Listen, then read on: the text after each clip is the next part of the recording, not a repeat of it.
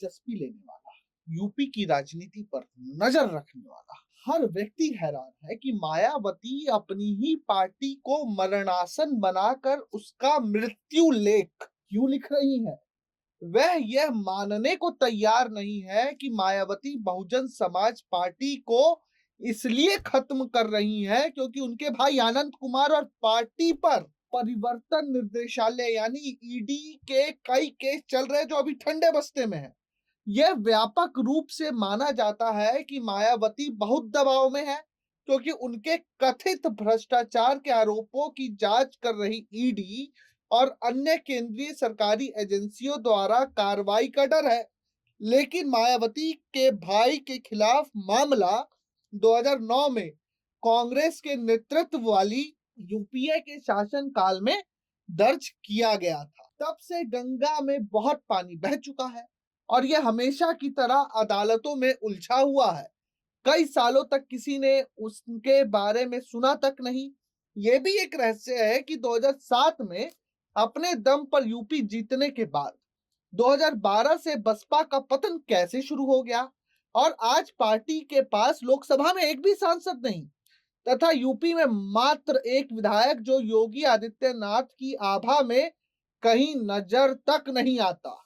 यह तर्क दिया जाता है कि वर्ष 2014 से 30 से अधिक विपक्षी नेताओं के खिलाफ भ्रष्टाचार की जांच की जा रही है और कई के भाजपा में शामिल होने के बाद मामले सुलझ गए, कुछ को राहत मिल गई, बाकी अदालतों में अटके हुए हैं।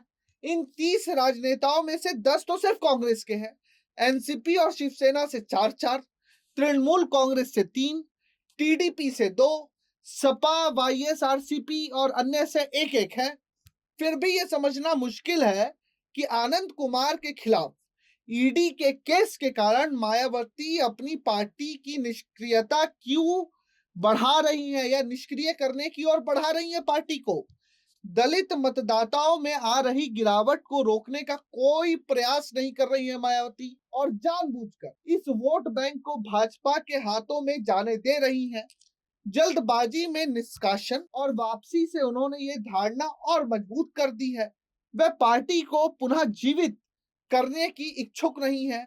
हालांकि उन्होंने नेताओं को बैठकों में धन इकट्ठा करने से रोक दिया है और रिश्तेदारों को पद देने से मना कर दिया है। हालांकि आनंद कुमार फिर से लौट आए हैं, अभिषेक आनंद जो उनके भतीजे हैं वो लौट आए हैं, फिर भी बसपा में गिरावट जारी है। मायावती ने जिस तरीके से अपने भतीजे को बाहर निकाला अंदर लिया, बाहर निकाला अंदर लिया, उससे एक बात और स्पष्ट हो रही है कि मायावती खुद बड़ी कंफ्यूज है कि उन्हें करना क्या है, राजनीति कैसे करनी है। वह हाशिए पर एक मामूली खिलाड़ी क्यों बनी रहना चाहती हैं, रहस्य तमाम बैठकों के बाद भी बरकरार है। अब 2027 में पता चलेगा कि इस रहस्य में से निकलता क्या है। Bureau report, प्रजाहित।